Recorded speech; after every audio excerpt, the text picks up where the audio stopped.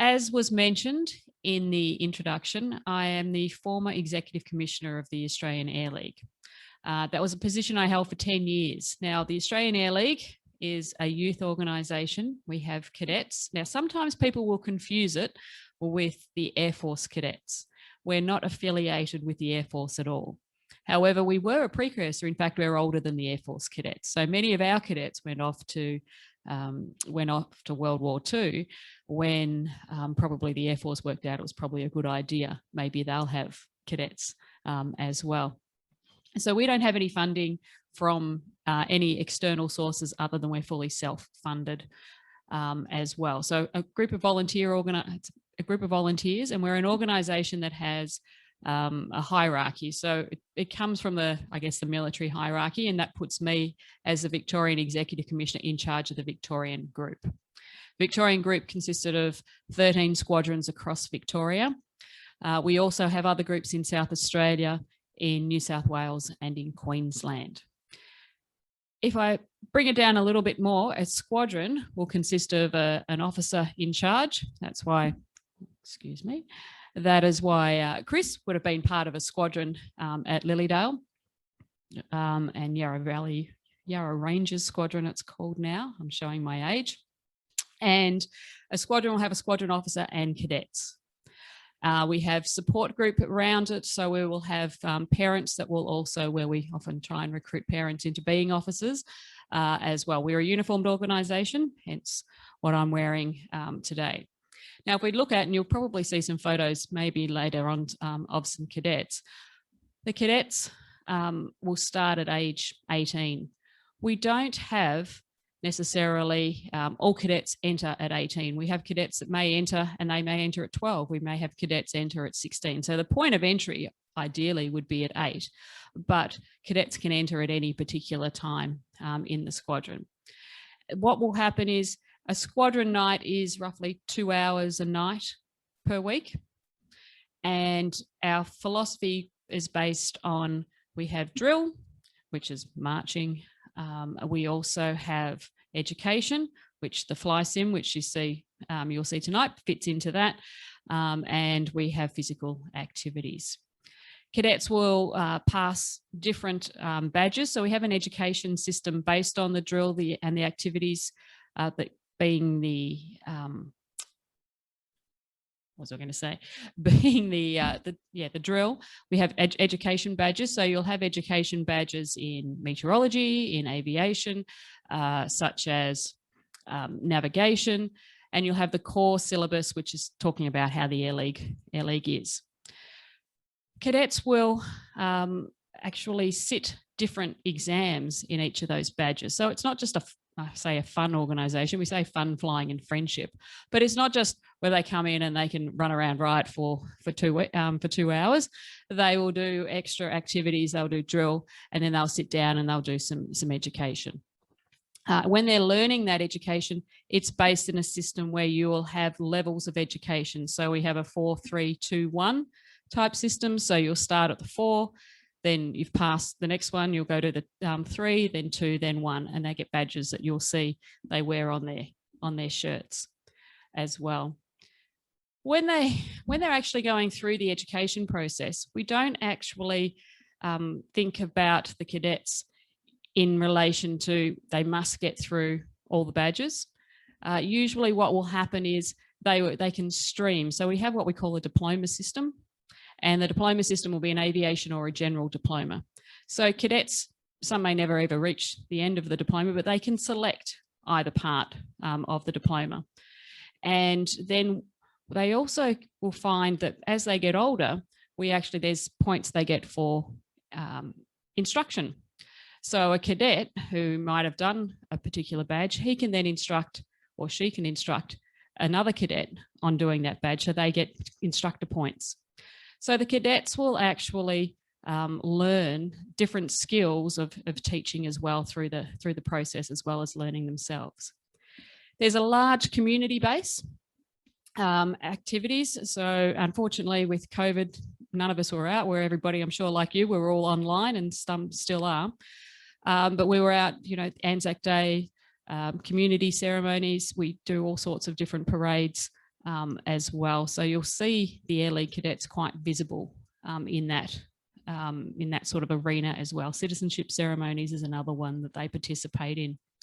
We have camps, so they'll go away and have camps. We also do, and like I would do, one of the reasons I first became associated with the Australian Air League was because my flying school, we offered discounted flying training, and we still do, to Air League cadets. So the Air League, they'll pay, the cadet will pay for the aircraft, but the flying school obviously pay for the flying instructor.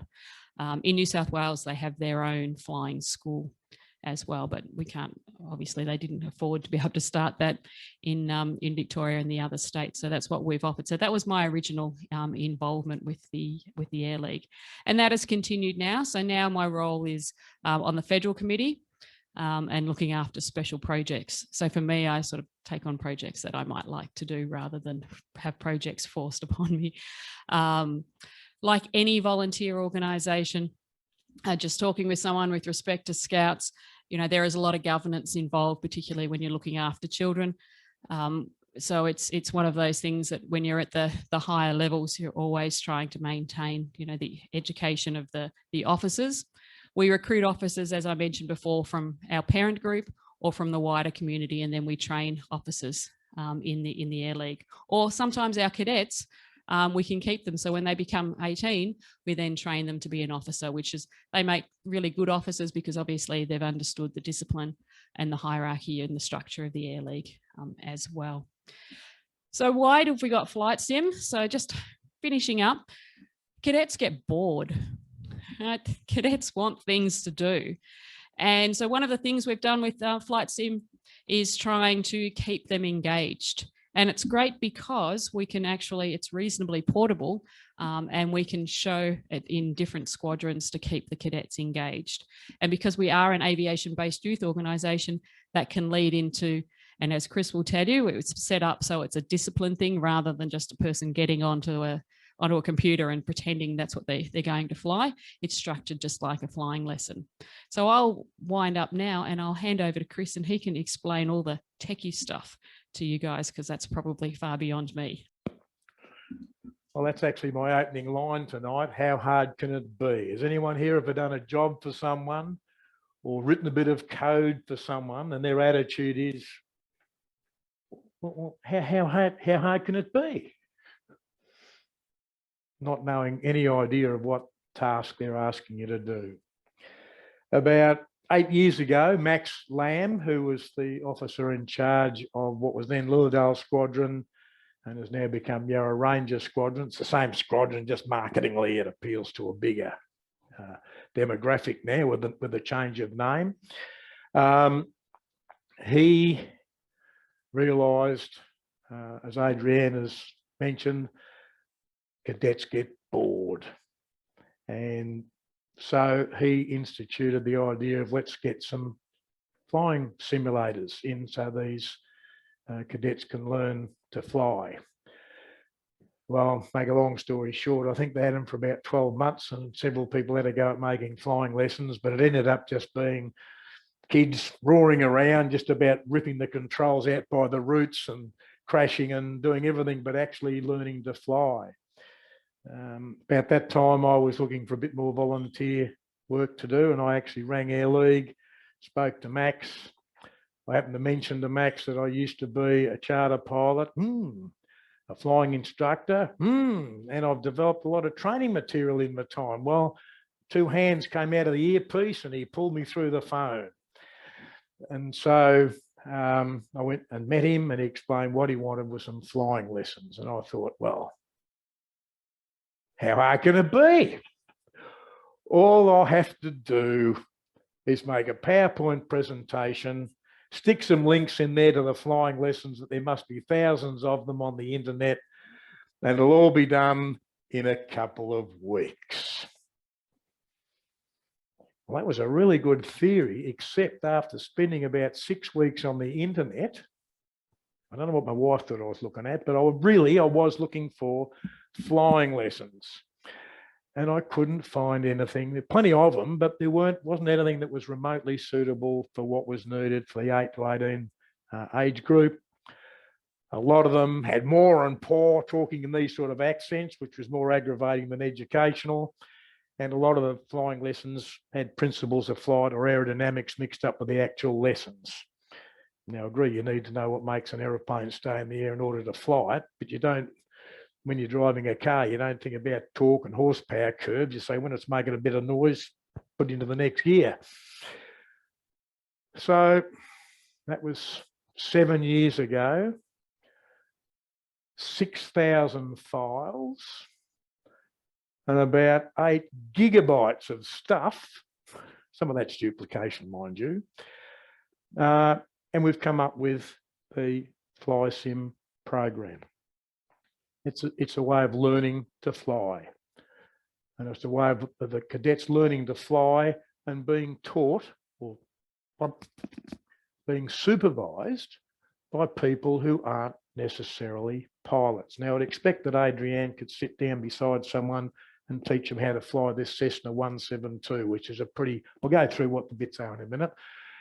Cessna 172 is about as stock as a rock as an aeroplane as you can get. So it's a bit like your Holden Commodore, really. Everybody, it's pretty standard sort of a thing. And we needed to be able to do that, not with Adrianne, the expert flying instructor and examiner of airmen and all that. We need nurses, we need combustion engineers, we need gardeners, we need panel beaters. And I mention those particular people because they're the sort of people who have got nurses. Excuse me just a moment, please. Bruce. Good to see you, mate. I'm glad, he said he got lost. Now, glad he's here because I'm going to point out a couple of things that Bruce has done to make this possible. All right, so basically we need to come up with a system that would allow cadets to learn without having to be forever trying to get, it's hard enough getting adults volunteers anyway. It's even harder if you say, but you need to be a flying instructor or a pilot. So we came up with a system. Now I'll just point out, let me have a quick look here, and that sort of put me off seeing Bruce. How hard can it be? Yes, I've mentioned that. All right. Well, perhaps I better introduce the FlySim program by running the demo video, please. I won't go through the whole demo video. It's a 20-minute video. We're going to pull the pin on it halfway through.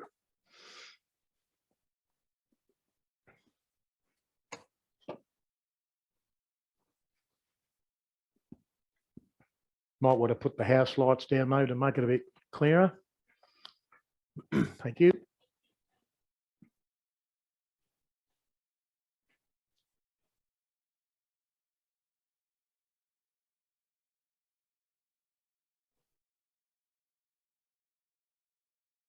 Here we are at Moorabbin Airport. That looks like a great day for flying. Before we climb aboard the aircraft, let's discuss the plan for today. You'll be doing the flying, and I'll keep my hands off the controls and just give you some hints along the way. We've completed the takeoff checklist and the flaps are set for 10 degrees for takeoff. Okay, your turn. Brakes off. Full throttle. Keeping straight with rudder.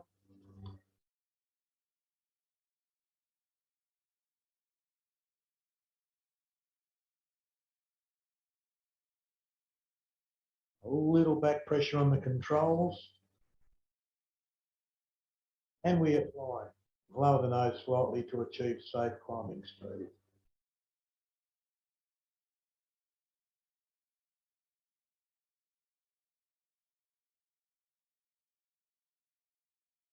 At 200 feet, raise the flaps.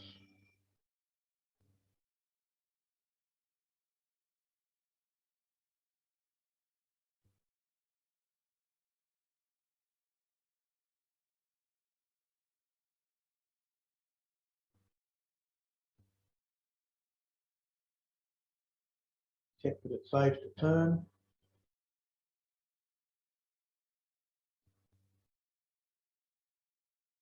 Now commence a climbing turn onto a westerly heading. Remember, no more than 15 degrees angle of back.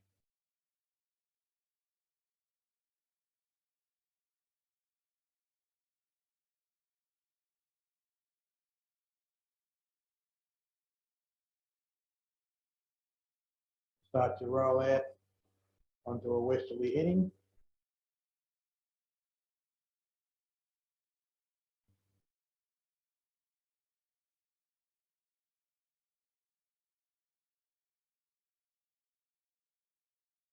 We're approaching 1,000 feet now, so lower the nose. Wait till we build up cruise speed and then bow back to cruise up again. That Sugarloaf Reservoir up ahead.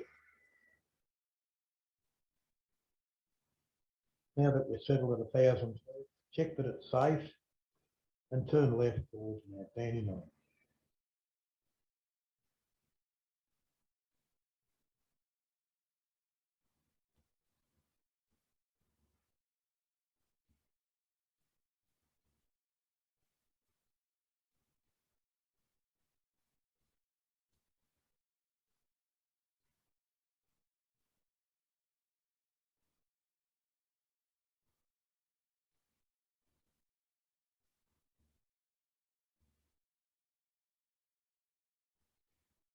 Oops, I think that was a bit of turbulence off the Christmas Hills.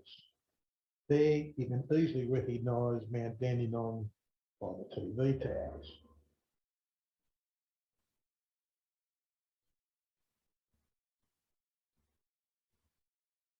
Well, did you enjoy that? Would you like to learn to fly? Let's take a look at how the FlySim program can teach you to fly. It doesn't matter if you just want to have fun flying a simulator, or this, or this, or this Jabiru, or this Cherokee 6, or maybe something a bit faster, or something a bit bigger, or something scary, or something that exceeds Mach 1, or something really powerful. Or maybe you want to pilot the International Space Station, maybe. Training to be a pilot for all of these starts the same way. The entire FlySim training program comes. That'll do it, please. Thank you. We access this training. Well, there you go. So if you want to fly any of those aircraft, the flying starts exactly the same way. If you're one of these guys that doesn't really want an engine up the front, it's probably about 90% the same, because the aeroplane part, whether it's a glider or a jumbo jet or a Cessna 172, is pretty much the same. All right, so how does this work? They're going to drive it all comes, the program we call FlySim comes on a USB stick. How do I drive that? We've got it set up on here somewhere, have we? I've got your oh, yeah. That you have set up. Well, hang on. How about we stick this in and we'll do it in real life. I'll explain why a USB stick. Well, this part, which we'll call the simulator, this is basically made by Dell and Microsoft and whoever makes the mouse and keyboard and stuff. So this is simulator. So it's one system, which I'll come to a little bit more detail in just a second. And the other part is what we'll call the instructor. This is everything. That makes sense to you? Copy that file. So I've got to plug this in because then I know it's going to do exactly what I want. So we can do that. Boom, boom. Close this. Yeah, close that. And Go to the USB stick. And go to the root directory on the USB stick. That's great. They're all understanding what I'm saying about this stuff. And you'll yes, see yes, there, there's well, AAL. Oop, go Okay. back to the root directory. There's AAL.command. Okay, so there's AAL.command.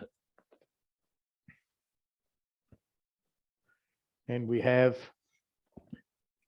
PowerPoint lessons. I'd like to thank Bruce. Bruce is responsible for a fair bit of stuff, including this menu system. And we needed to have a menu system because a lot of the parents, normally parents, but not necessarily parents as supervisors. Sometimes they're people like myself who are volunteering and don't have any. Well, my kids are way too old to be in Air League now. The grandkids are too old to be in Air League now. Some of the parents and supervisors are a little bit frightened of these newfangled computers. I have a bit of trouble with that because my first computer was way before the IBM PC. And we didn't have hard disks in those days, but I had a massive 8-inch floppy disk, a whole megabyte on one disk. Did you believe that? Now it looks pretty stupid. We've got 15 gigabytes on something the size of, and that's only about the bit that holds it sort of smaller than my fingernail, pretty much. Okay, so what we now have is we now have a simulator, and I'll just talk about the parts of the simulator. So this is not made by me. The instructor is made by me. The aeroplane is made by Microsoft. So this is Microsoft Flight Simulator. Now you guys are computer guys, so some of you take a very dim view of Microsoft.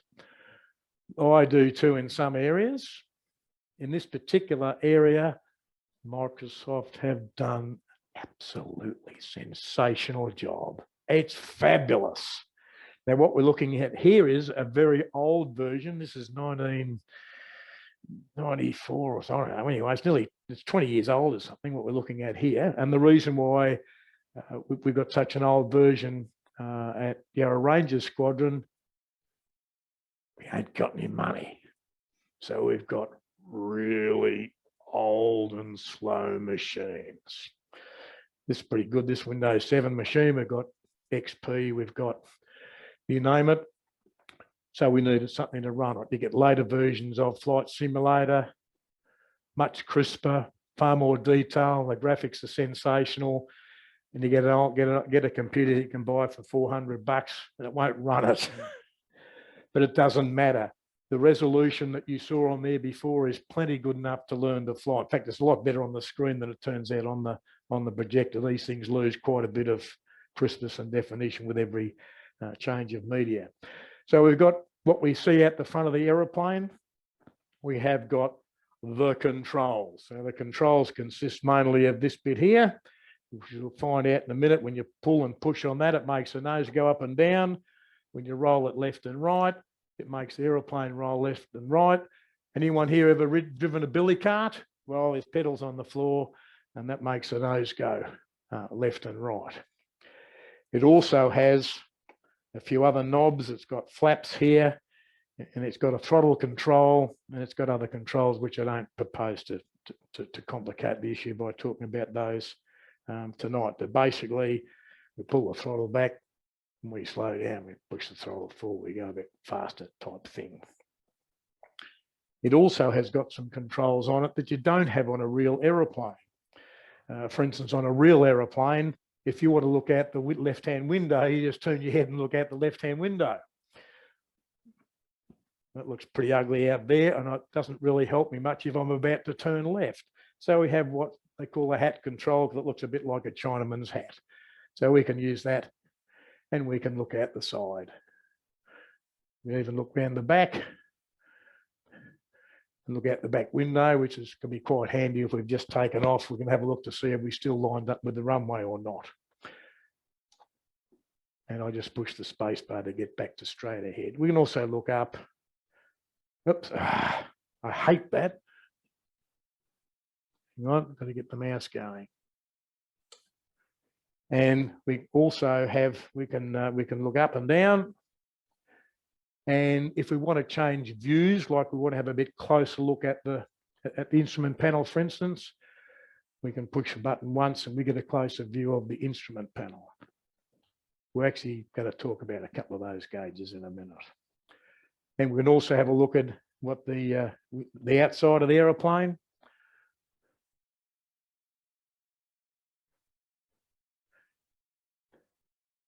And we can have what we call tower view. Now, this aircraft took off from Lilydale Airport. There is no tower at Lilydale Airport, but I stuck one in there. And we've been flying for a while, so the tower is just seeing this aeroplane disappearing from sight. Not very useful, but there it is. And here's our view out the front.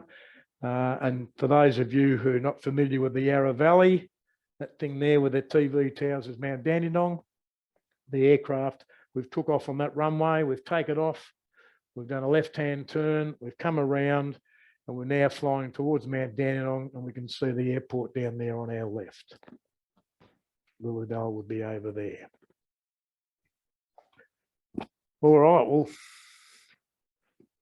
maybe not for you, but for a lot of people, this looks pretty complicated. How many people here can fly an aeroplane of some sort, please? Good, 3. Got to be careful what I say. Okay, well, let's have a look at the menu. And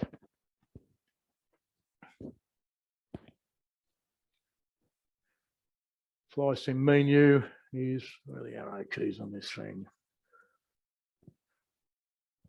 Okay, down and up. Okay, good. All right, let's start by having a quick look at the pre-flight inspection.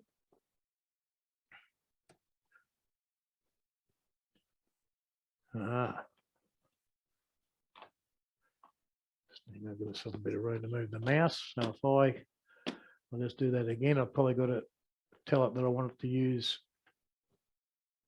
Oh, what's happening?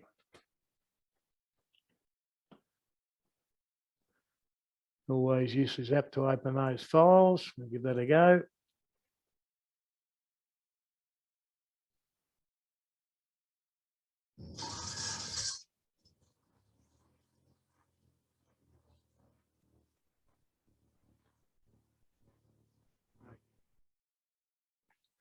Okay, I'm going To work your way through the slides, use the space bar to move on to the next slide. 8, enter. This safety starts even before we climb aboard the aircraft.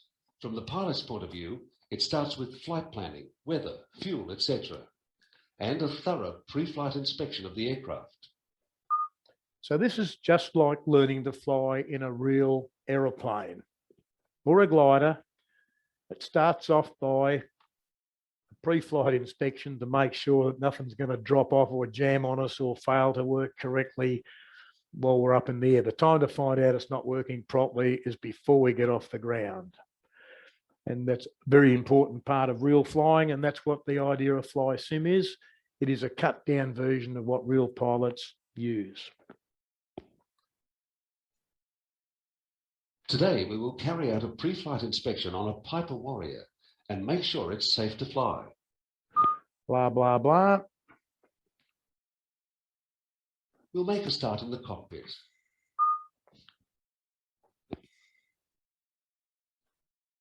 Check fuel gauges.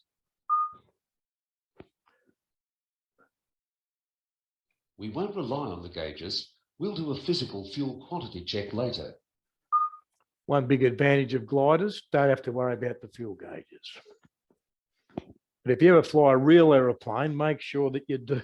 Sorry. Oh, you do it well.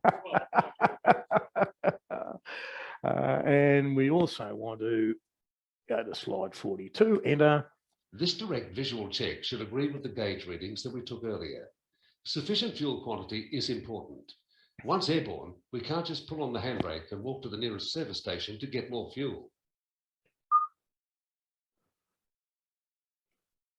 When checking the moving control surfaces, including the ailerons, we move them to full travel in both directions. We feel to ensure that the action is perfectly smooth over the entire range. So that's a handful of slides out of quite a few, just to give you the idea. Now, if I can, does that look pretty reasonable, please? Examiner of Airmen, etc. Adrianne? Good, thank you. So now we'll have a quick look and see if we can take some of the mystery out of how we fly the aircraft. So we've done the pre-flight inspection. We're now going to have a look at the effect of the controls.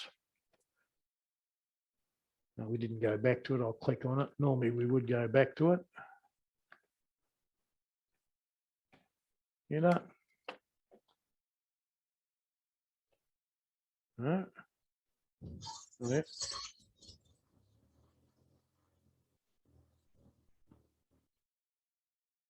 We are now flying straight and level. Note the distance between the top of the instrument panel and the horizon. This is the standard straight and level attitude. This is the standard straight and level attitude.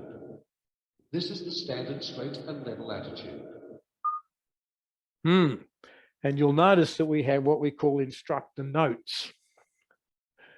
Emphasis on attitude is the most important thing that a pilot learns.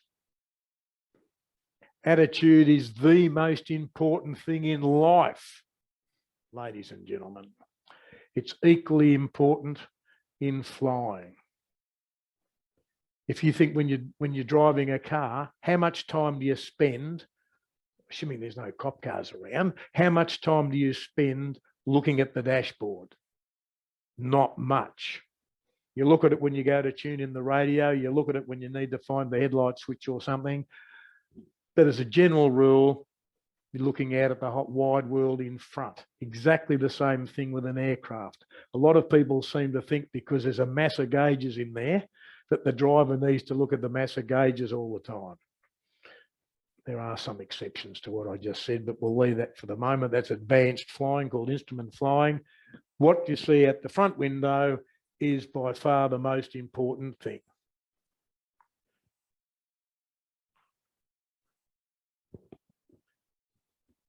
Let's look at the elevators. Your turn to fly. Gently, a centimetre or two, ease back on the yoke for a couple of seconds. No more than 3 seconds. Notice that the nose rises compared to our standard horizon. This is referred to as pitch up. Now gently ease the yoke forward to get the nose back to our standard straight and level attitude. Instructor notes. In this lesson, we'll only hold the control inputs for 2 or 3 seconds. We'll hold control inputs for longer than 3 seconds in a later lesson. For this lesson, no need for attitude accuracy. Students just need to understand how to move the nose up and down. If we lose the nose, reset the simulator and set up for the next slide. And if we lose the nose, I'm not talking about scissors or anything on the nostrils. I'm talking about if someone overdoes it, the plane gets into some attitude that doesn't resemble straight and level at all. At this stage, we're not certainly asking the student to try and recover from unusual attitudes, as that's called. We just push reset. And by pushing reset, it basically takes the flight back to the beginning. In fact, when you think about it, how many people here have seen these aeroplane crash investigations and the black box and what went wrong? I think if they could concentrate a lot more on having a reset button, you wouldn't need a black box. When it all turns to shit, when it all turns to dirt, they could just push control semicolon on the dashboard. They'd be back at Tullamarine, ready for takeoff, and it would all be lovely. Not going to happen. But you'll notice here, with the instructor notes, we are taking care of instructors who don't know anything about flying. It's emphasising the fact that we're just going to pull the stick back, let the nose go up a little bit. We're not going to pull it back and hold it there for a few minutes, because we just pull it back a bit, the nose will go up. If we pull it back and hold it, well, we're going uphill. What would you expect? We're going to start slowing down. And a whole lot of other things are going to happen, which we don't want at this stage. There's another lesson where we pull it back and hold it and watch what happens. And of course, all these notes for the instructor are there on the screen for the student to see, the cadet, Boy Scout, whoever. And so they're getting reinforcement of what's being told to them by the supervisor. 5 minutes, yep. So we'll now go escape, and we'll go to the main 6. What's going to happen here? We're going to go to it.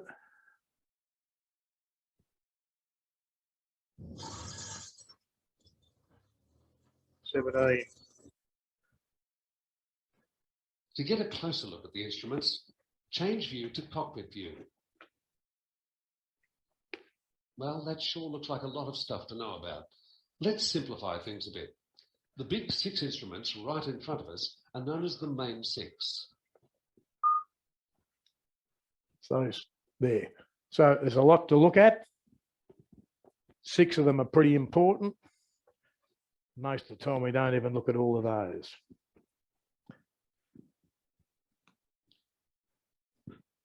So leave that there now. All right. Becoming a FlySim. Need a bit of light too. I haven't got my glasses on. So we've had a look at how it all works. Let's now consider how, if the squadrons, or someone here mentioned that someone from the Scouts is interested in doing something along these lines, or perhaps one of you just, geez, I wouldn't mind having a fiddle with that, or I've got a neighbour or son or grandson who'd like to have a fiddle with it. What would be required? Basically, what we have here is, this is about a $400 3-in-1 Windows 7 computer. We've got about $19 worth of keyboard and mouse. How can they make a keyboard, wireless keyboard and mouse for 19 bucks and sell it? I don't know, but that works really well. And the pedals on the floor that we have, and the controls, you're going to be looking at somewhere between about $200 and about $450, depending what you buy and whether you buy it new or second hand. You can actually buy Microsoft Flight Simulator for less than $100. You can get the previous version, and that'll run on basically anything that's any computer that's less than about 5 or 6 years old. You don't need a big horsepower computer to run it. The latest version, Microsoft Flight Simulator 2020. Yes, you do need a reasonably hairy-chested machine to run that. It needs lots of RAM and fair amount of processor speed and good graphics and all that stuff that you probably understand that I don't. And I call it the training laptop, which we're just using. It doesn't have to be a laptop, of course. Anything that's got Microsoft PowerPoint on it, genuine Microsoft PowerPoint, all the pretend PowerPoints it won't work on, or not guaranteed. And you're in business. And the reason why we put the whole lot on a USB stick is that squadrons or scout groups or whoever, the idea is they own the simulator. We just say to the parents, can you bring along a computer to run the lessons? But obviously we don't want to be copying a whole lot of stuff onto someone's computer and clogging it up. So that nothing ends up on the actual laptop computer once the USB stick comes out. Okay, at the break, if anyone would like to come up, I haven't tried to simulate to do this, but you really need to do it as a one-off with a couple of people watching. If anyone would like to have a play with the simulator and have a couple of lessons at the during the break interval, more than welcome. I'd love to show them. Thank you very much, Peter.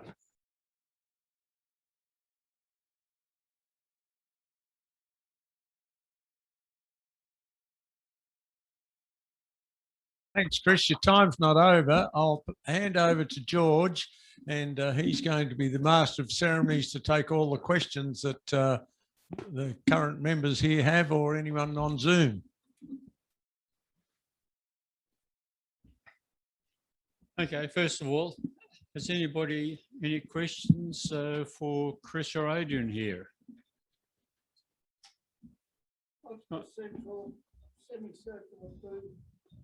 Well, I can answer. That's the artificial horizon. Needs a Oh, mic. no. Are you any the wiser? No, Okay. The one of the slides we looked at earlier talked about, oh, is this one? They should be able to hear me with this. Yeah. We can have that one too. We're going to have an echo. Yeah. We talked about the view at the front, and we tell if the nose is up or the nose is down by where the dashboard sits in relation to the horizon. So just like a car, if you're going downhill, sky looks like it's up here. If you're going uphill, the sky looks like it's down there, which is all well and good if you can see the sky. But if it's nighttime or you're flying in cloud, then all of a sudden, the main thing that we need to fly the aeroplane has been taken away. We will crash. Absolutely, we will crash unless we have a replacement. So this is called an artificial horizon. It's been called an artificial horizon as long as I can remember. Some people like to call it an aircraft attitude indicator. But I prefer artificial horizon because it's taken the place of the real horizon. So just as we go up, nose up and down, this little aeroplane here, those two red things there will go up and down if we move the nose up and down, and it will bank. Sufficient explanation? Good. Any other questions? Do we have any from the web? Well, I have a question. Out of the cadets, how many cadets who join actually end up going solo in some aircraft? Okay, well, I can only speak for what we've done so far. The program has really only been in full operation for about 3 years. So the first 3 or 4 years it was in development. It took that long, not that it took that long to write it, but I had to see how the cadets went, go back and change those lessons to suit with what I've learnt there. I could then pitch the next lessons. Also, a lot of the cadets will start and they'll get to 17, 16, 17, and then they will leave because they have got exams, they get interested in girls, whatever it might be, or they've been in the Air League for long enough. So at this stage, we've only had 2 cadets who have gone solo. And I'll have to say they were as pleased as punch. We've got 3 people here that have gone solo. And I say to my learners in the car, I say, look forward to getting your license. Everybody thinks that puberty is a very big milestone in your life, and yes, it is. But it pales in comparison to getting a car license and all the freedom that comes with that. And that pales into comparison compared to going solo. There's something about being at 1,000 feet and I'm the only one here. I'm not going to get it down. It's fair and it's fantastic. So we've had quite a few that are close. We've got about 3 or 4 cadets that are only about 3 or 4 lessons away, but only 2 have actually gone solo so far. But we have delivered this to about, from memory, about, I don't know, 20 or 30 cadets have done lessons, and we've had 300 lessons altogether. So you can see those 300 lessons, a lot of them have gone the way through. If they'd come back another year and said, because see the HSC, what do they call it nowadays, takes up a lot of them away. I would imagine also during COVID, they would have put a big break on it because for the social distancing in a small cockpit, you can't sit and have 1.5 meters between you. Well, we had, I've got good news and bad news there. We developed what we call FlySim Remote. So we brought up specifically for doing this via Zoom, basically. In fact, the cheat sheets, if anyone, look, you might want to hand some of these around. anyone wants to have a look, there's some cheat sheets. In fact, there's a bunch of stuff here that people might want to look at. I've made about 3 of each. If you'd like to just perhaps take some and pass the rest on. The cheat sheets not only cover flying the aeroplane, it's even got the zoom settings down the bottom here. Make sure you mute them, adjust the volume and blah, blah, blah, blah, blah. And so we organised that. Unfortunately, we've only actually had 3 people take that up. And sorry, when I said we've got 2 cadets who've gone solo. We've also had one officer who's gone solo on it. I forgot about Bruce. That's not this Bruce. It's another Bruce. And he did that completely by doing it on via Zoom. And we've had a couple of other officers who've done some training on it. So it works very well over Zoom. The first couple of sessions are probably a bit like the ones here.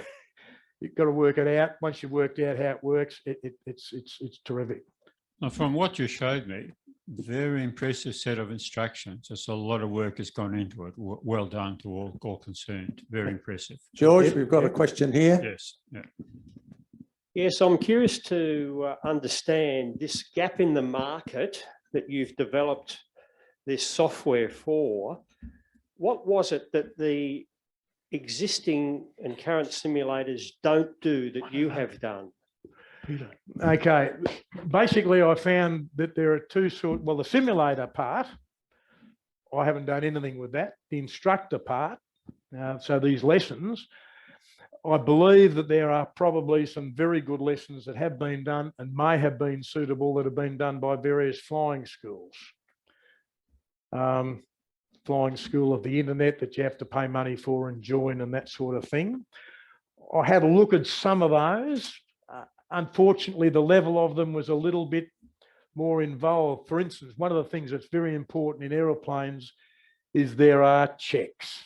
So when we took off a minute ago, at the beginning, when we did that demonstration there, the important part of that would be throttle friction firm, trim for takeoff, master switch on, check the magnetos, fuel, sufficient quantity, fuel tanks, blah. 50 years since I've done that, and it's still there. All those checks we don't do because I think 8, 10, 15-year-old cadets would think that was boring. However, the skills that they do learn, we've had a few people go solo in real aeroplanes, and so far the money saving is around $2,500 to $3,000 per student because they go solo much quicker after doing this. They still have to learn the checks in the real aeroplane. So that was the first thing. Of the available for free, oh look, I just can't stand Mire and Par, and what do you think, Par? We pull back on the control column now, and I thought that was very off-putting. And the other thing that I found was very unsuitable is there was incorrect information in a lot of them. And in the FlySim program, everything that's there is correct. It's not all there, but what is there is correct. And I think that's absolutely important because once you teach someone something, it's very hard for them to unlearn it and then learn it again properly. And it's then taken away the confidence of the rest. So as I say, I tried for about 6 weeks to find lessons and it was just inaccurate, not really suitable. Can I ask a question of Adrianne, who's beside me here? Adrianne, if I hop in your Piper Warrior and fly an hour, I go home and put 1 hour of flying in my logbook, and when you come along to examine me, you'll say, well done, Peter, you've done an hour. What credit do I get for using this simulator? Pretty much the experience only. As far as simulators are concerned and the regulator is concerned, to have it credited into your logbook, they have to be approved by FSD 1, I think it is, which is or FSD 2, which is the CASA, or the Civil Aviation Safety Authority approval. If you went down that process, which you can nowadays go through that process with your flight sim, because there's some pretty techie type machines available for home use. If you did that, you could go home and you could actually log some in your simulator. So it comes down to the approval of the actual simulator to whether it's loggable or not. But as far as experience, it's experience. And just to add to Chris's thing, one of the things that he has done differently to what you find with some of the other commercial products is we're getting volunteers to teach cadets this who are not pilots. So I could take a simulator and I would know what I'm talking about, I would think, to be able to teach a student, versus you're asking a parent to be able to, or an officer who isn't necessarily a pilot or have a lot to do in the aviation space other than Air League and an interest. You're getting them to be able to use this. So that's why it's sort of user friendly from a point of view of the instructions to be able to, so anybody should be able to use the instructions, even if they're not tech type people, because people sort of fear the tech. You guys mightn't, but a lot of people do. Thanks.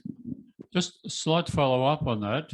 Even the old flight sim is amazingly accurate. You take the Cessna to say 3,000-4,000 feet, throttle back, you know, just to idle, push the nose down, and the engine will start to increase the RPM because you're windmilling. It's like push starting a car. So even the old one is amazingly accurate. But I have a question for Adrian. Where do you find new recruits? That's an interesting one. Anywhere.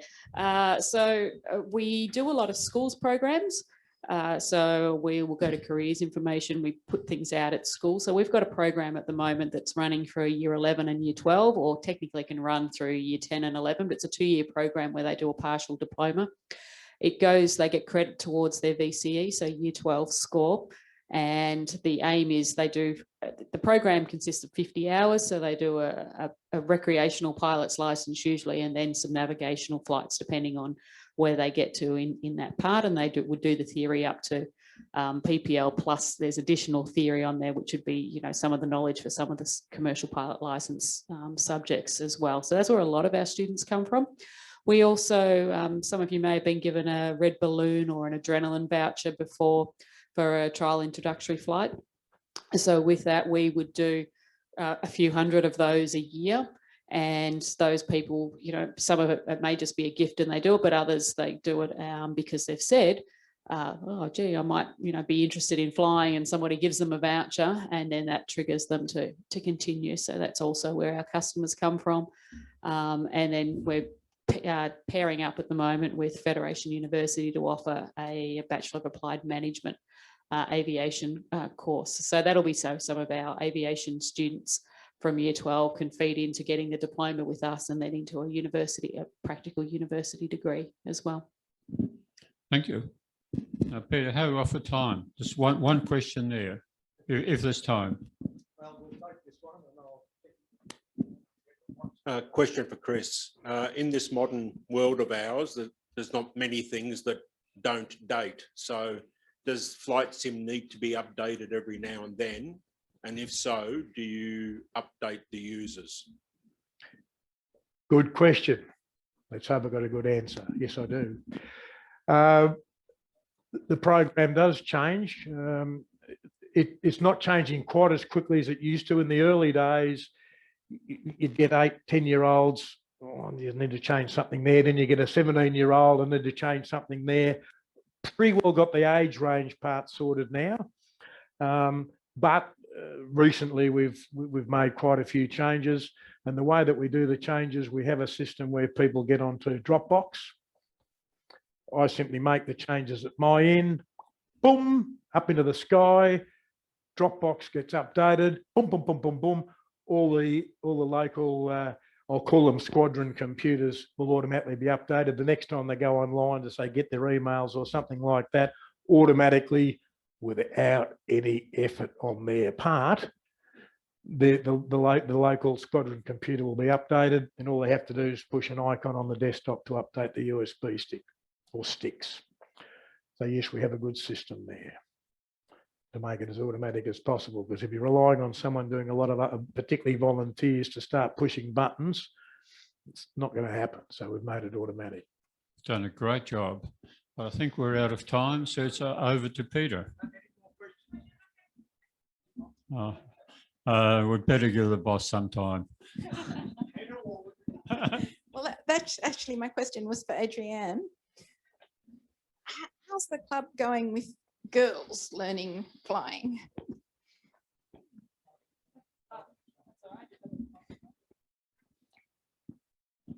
To answer that question, women are roughly about 10%.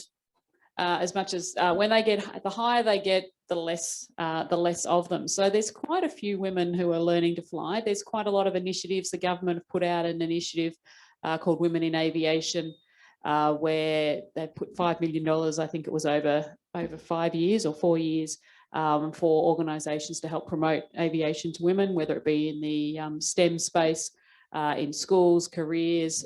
So there's quite a lot of stuff going out there at the moment. Do I think that women will be 50-50? I've been, people have been saying that since I've been started flying. So I don't think probably we will get to 50-50, but I think there's no real restrictions on women doing it. It's just whether they want to do it or not, I think is more the case. Now you meant Reg Ansett was mentioned at the beginning. That's what, when I was young and in primary school, I was watching that case because I wanted to be a pilot and didn't know whether, they'd let me, but I don't think that's not the case at the moment. So we do a lot in the girls space, but yeah, I would think we sit, the 10 to 15%. The country that's got the most female airline pilots, surprisingly, would be India. So a place where you wouldn't necessarily think of, but if you think about it, when Deborah Wardley was doing her thing, that was 1979. India's first female airline pilot of the equivalent was 1956. So they've been, they had a female prime minister before us. So, quite surprising really, but yeah, not as many as men, but there are, there aren't the limitations that were. So it's really just getting the word out, I think.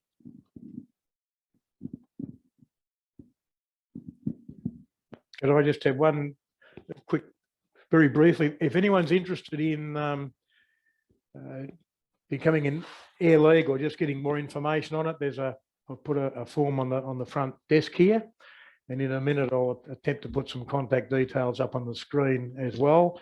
So if you just want to get some more information, a friend of a friend, whatever,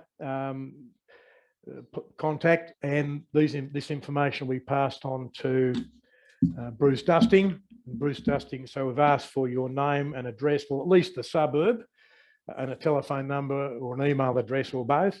We don't really need your address. We only really need the suburb so that Bruce Dusting can match up the inquiry with the nearest squadron and get the squadron to contact any one of you that is interested. So either as a volunteer to supervise or to become a cadet. Okay, thank you. Thank you very much, Adrian and Chris. I found that extremely interesting. Some of you know that my background's commercial aviation, and they're very big on simulators. I don't want to frighten you, but the next time you hop in an aeroplane and the captain says good morning or good evening, ladies and gentlemen, welcome to flight ABC to Sydney, that may be the very first time he sat in that aeroplane, and he's going to take you to Sydney. The simulators, the modern simulators are so good, they do all their initial training in simulators. In my day, we used to go down to Avalon and do circuits down there. And of course, the big saving, the cost of taking a 747 down to Avalon, you're not carting passengers, you're burning up a lot of fuel, landing charges, etc. So they're really great. So Chris and Adrian, on behalf of the club, thank you very much. I just have a small gift for you both. One's, I'll leave it there for you. I went to a great deal of trouble. I've got blue for Chris, and I suppose, Adrian, you can have gold. Now, people may wonder what I've given you. It is a bottle of liquid, and one of the members has brewed it at home, and he assures me that it's good for multiple purposes. I don't know, Adrian, you still fly. He said you could possibly take it with you on your next flight. If you're short of a litre or two of fuel, he reckons it'll work. So, and I know they're using biofuels nowadays, so maybe, but thanks very much. It's extremely interesting, and I certainly enjoyed it, and I'm sure the rest did too. Thanks very much.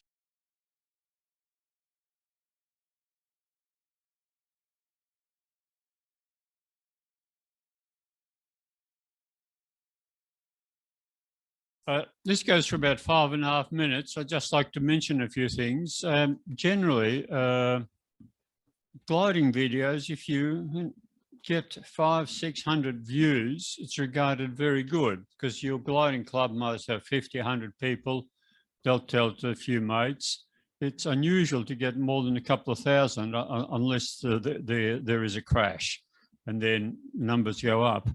I made one just to say thank you to the Mount Beauty Gliding Club. I belong to Mount Beauty. And to my amazement, after a few, couple of years, it's over 100,000. I think it's about 130,000 looked at it. Now, a hell of a lot like it, but I got strong criticism from dozens who hate the music. They say the music killed it. What the hell are you doing with the music? I had to turn the volume off and so on. So apologies, I like classical music. And this is about winch launching.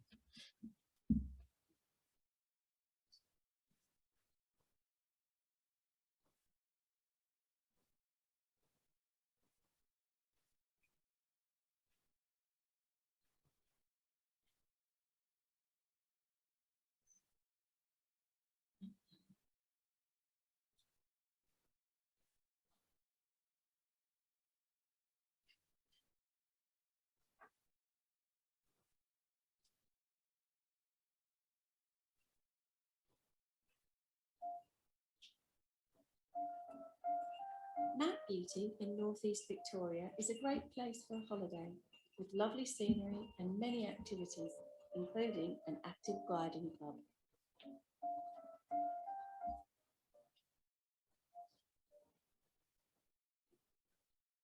As gliders don't have an engine, most gliders are launched by being towed up behind a tow plane.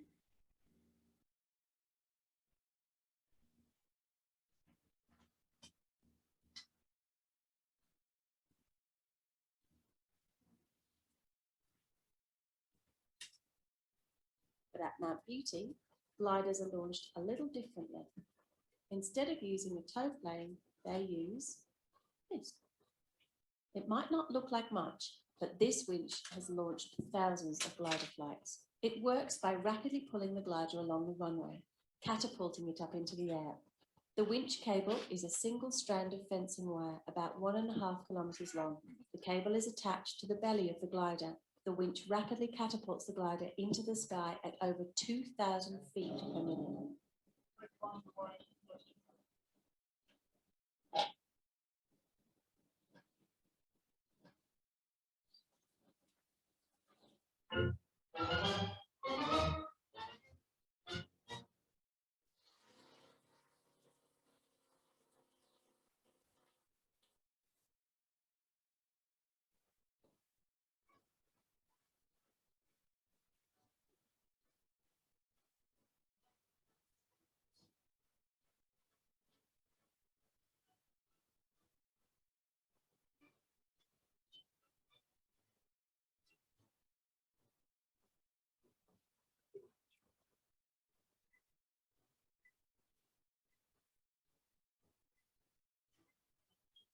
The actual launch is very quiet.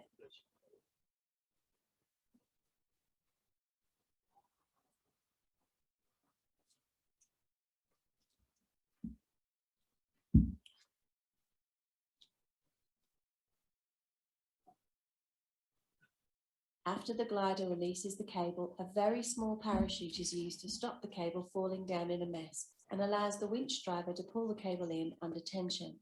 Then the cable is driven back to the launch point. Even with all the window vents open, it is possible to talk in a normal voice to each other.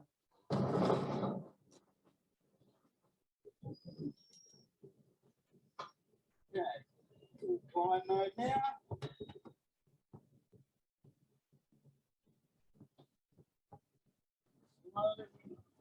Next flight's only doing about 55 knots. 55 minutes.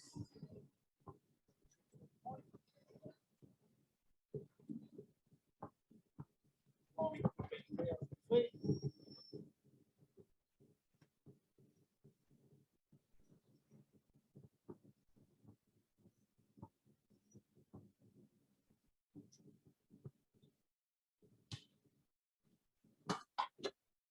release, nose down. Good speed. And it's Rotating. looking Right. good. You reckon, George? It's looking good. Okay. Camera down, you can have it as soon as you're ready.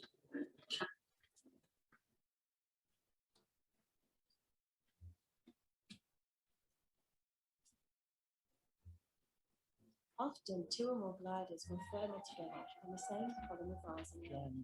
Or you may even be able to thermal with an eagle, hang glider, or paraglider.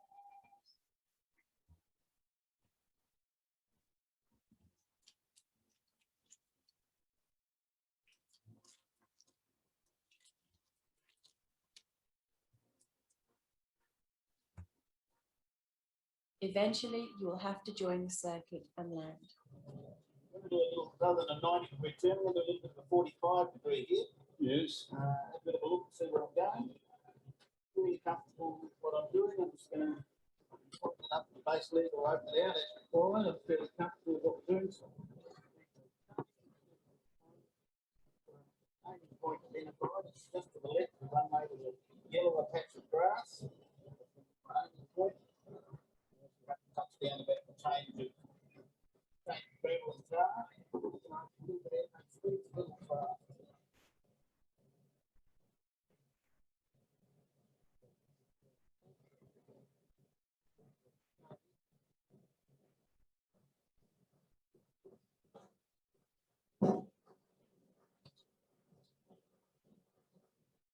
Are you trouble with Mark for dropping the wing on the gravel? He'll take it. If you've never experienced a glider flight or a winch launch, then come along to Mount Beauty on a weekend and try it out for yourself. Okay, folks, that's a brief introduction to winch launching. I think it's great. It's quite an excitement. You know, when you're going up, your feet are actually higher than your head. You go up very, very fast. And a part of the training is what happens to the cable brakes, just on takeoff or as soon as you put into the full launch. So we've got to train for cable brakes. And that's done by talking to the radio beforehand and tell the winch, you know, at 200 feet or 600 feet, cut the power. So the first thing is you've got to put the stick forward to get flying speed and at the same time pull the release handle, because you don't know where the cable is broken. It could have been right here or right at the winch and you've got half a ton of cable pulling you down while you've got your nose up. I think you know what will happen in a few seconds if you don't get the flying speed. But it's not that difficult. And with better cables, you might get one cable break, you know, every 50 launches or so, maybe every 100. It's not a common occurrence, but more common than aircraft running out of fuel in flight. So that's about it. Enjoy your coffee, and if you've got any questions, ask me. I'll just switch this off. And for people at home, we'll be resuming what, Pete, in about 3-5 minutes? Yeah, okay.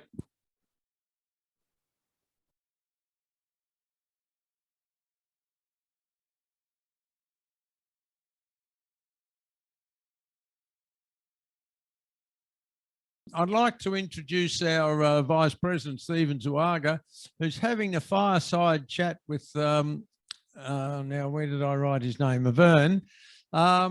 And we'll have to thank him for standing in because Stephen was having a fireside chat with someone else. And unfortunately, at the last minute, they couldn't make it. And Vern stepped in and going to have a little chat with Stephen. So over to you, Stephen.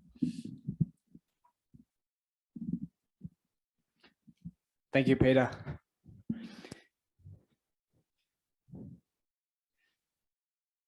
So, Avern. I'm a Vern now. Avon. Yeah.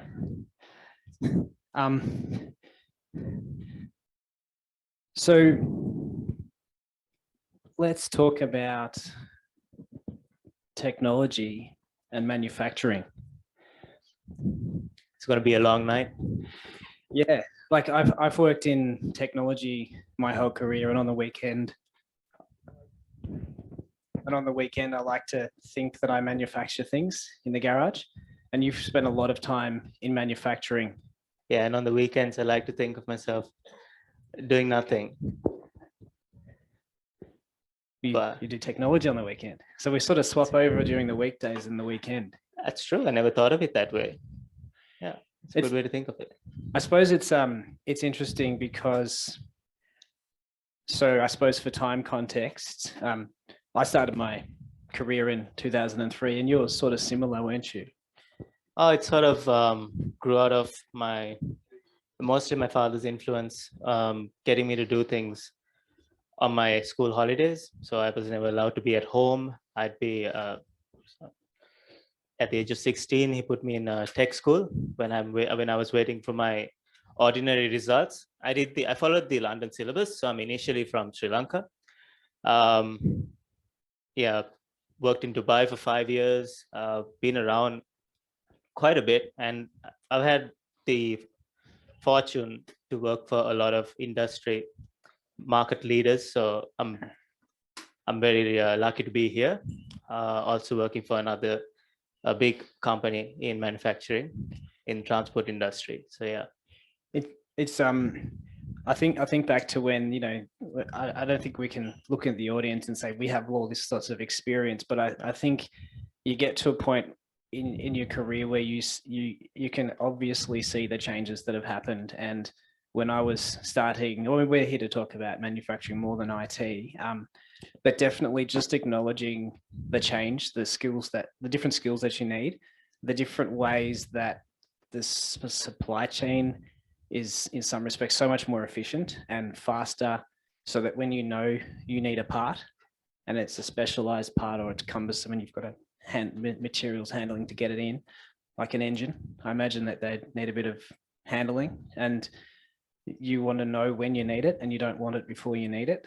And yeah, how do you see that technology has helped you? I guess let's talk about time and timeliness. How has it helped you get a better sense of when you need that engine, for example? Well, it's something we can't ignore anymore. Having the part on time, not having it on site before we need it. It's more of it's what companies call lead time, lead manufacturing. They want to have the parts supplied as and when they need it and not have it in storage. So they're reducing the need for a larger space, larger warehouse. It depends across industries. Some companies want parts on hand. They don't want to rely on logistics to have the part. It all depends. It depends on demand, what they're making, whether they make things in-house. So there's many questions around that question. So can't broad, just as a discussion, we can't frame that. As an example, an engine that goes in a prime mover. Okay. How much is that going to cost? Just roughly, without the fitting, just the 30,000. I don't know. I'm just making what's a rough cost that 30,000 is a fair figure. Okay. Say, yeah. Let's assume it comes with the gearbox and most of the auxiliary components attached to it. So because what I'm going to try and do is, as an IT professional, I've spent most of my time in IT. And when I started, the role that our services had were so much less mission critical. But, you know, I think of the person who's on the shop floor, who's pushing a button or saying, I'm ready for the next part. And it might be 5-10 minutes before they get it to their station. And there's a broken network cable. And we think, oh yeah, just a broken Ethernet cable, no worries, you know, she'll be right, mate, we'll get to it. But there's a $30,000 piece of kit that's not being picked up on the forklift and brought in. And I think if I can reflect what a smart IT professional who wants to really understand how to add value into their industry, you've got to really understand and get that, you know, you've got a mechanic or a mechanical engineer or someone, not a technical IT person, and they don't care about the detail of your computer stuff. They just they need the engine because that truck can't be finished. And I think at the same time, you've got people on the manufacturing side that might say, "Oh, I know how to use a lathe or a grinder. I don't need to know how to use a computer." And I think that kind of mindset on both sides just doesn't work. And yeah, it's just interesting because you might have been able to get away with it like 10, 20 years ago, but I think you're really limiting your prospects of succeeding in either of the industries if you take that view. True, and you are assuming that the worker, just mind my use of words, but you're assuming that the worker cares that the job gets done on time, but not really. You're paying him by the hour, whether the part is there or not. He's just going to stand around if it's not delivered. I'm just being quite frank with you. It's up to the people in charge to handle the logistics, to make sure that the parts are on time. To supervisors, it all depends on what you're paying people to do, and like that's the bottom line in the end. I guess you want to make sure you're paying someone to care about whether that person fitting that $30,000 engine and gearbox is getting the right response from the IT network engineer who doesn't even know why they need to wear a high-vis jacket in the workshop, in the manufacturing plant to make that work. Because I think it's really interesting because you see some people, there's this, sometimes people say, "Oh, I'm old, I don't know how to, I don't want to change," or whatever. I honestly, I think age has got very little to do with that. I've seen people, young and old, who just shut their mind off. But I think if we talk about like if you think about, you're probably going to learn about manufacturing probably in the TAFE system, because it's very practical in what it focuses on, and certainly it happens at university. But I think whatever the environment it is, you really, I guess it speaks to how important education is to prime these students as when they're studying at uni or TAFE, that they will need to care about the other side, and getting them to focus on, I guess, the outcomes instead of their little patch of their tech or their workshop. That's true, but how do you propose the educational system reforms to accommodate for that sort of situation? I'm sure universities are important in a sense that they try out new systems. It used to be big companies that had research and development labs that brought to us new features, new products. But as of late, it's been universities that have been funded, and new system, new processes come out through them initially, before it even reaches the industry. The industry likes to dabble with it. How does that fit in with our framework? How can we move things around? If it's suitable for us, how do we use this? And at the same time, following that, you have to look at colleges like TAFE colleges training up and coming tradespeople. Like, what sort of new skills do they need to know to handle these systems? Yeah, well, I've spent a little bit of time teaching in universities and TAFEs, and it's certainly taught me how extremely important both are, but how very extremely important and undervalued the TAFE system is. Because I think the TAFE system gets treated like this, you can't get into uni, but TAFE's better than nothing.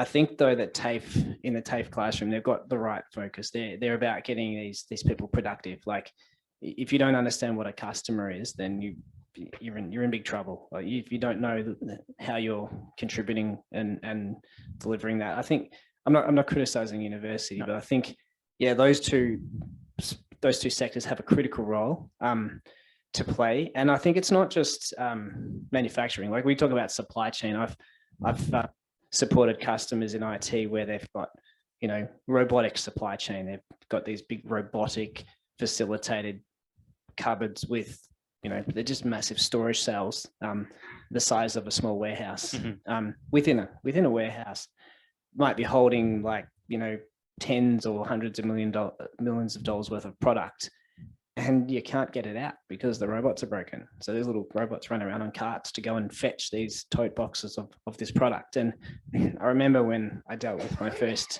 robot outage, I thought, oh, this is going to be cool. I was just calling the vendor, which is on the other side of the world, during their nighttime, trying to help them get in and log in and get it going. And all these, you know, warehouse staff are sitting around not able to get product in and out of, so that they can get their dispatch for their fleet of dispatch vans that are coming in only 4 hours time. And I just really remember, I'll never forget that dawning on me. And like, I'm just a, you know, an IT techo, and I just, you know, help make sure your servers and your networking and things are working. But then just going into that warehouse environment and having to deal with that reality, which is so different to the cushy IT computer person type of stereotype, was really, I don't know, it changed my attitude, I think. And I think that's the sort of thing that I've never found myself in that situation like 10 years ago, or, you know, maybe in other countries. I don't think Australia, I think it's sort of, you know, a bit behind in some of those areas, but I think you really, really got to get that. If you don't, then you're just like dead weight potentially, because people who can't put those engines in, or they can't get their stock out of that storage thing and get it into the customers' shelves. Yes, I've seen, in terms of robotics, I've seen a lot of integration with workers working alongside robots. They actually call cobots. So you have robots that work a little slower than if they were completely automated, because they're working next to a person. And if the robot was to hit a person, it would stop immediately, so there would be no harm. I remember a study in 2017, was it run by MIT, that showed that a process line where labor and robots were working together was much faster than just robots or just people working on the line. And it also showed that I think the idle time of laborers were reduced by about 80%. So people weren't standing around because they always had things to do, and the robots just helped them along. And I think that's the future we're looking at. Of course, some processes involve having to cage off the robots because they're moving so quickly, and you just can't have humans in that space, and they're working really fast. And regarding what you said, Stephen, when something breaks down, having to contact somebody on the other side of the world at whatever time just to fix a problem, it goes to show how far behind we are on being able to manage the systems that we're importing into this country. Yeah. So there's no skill.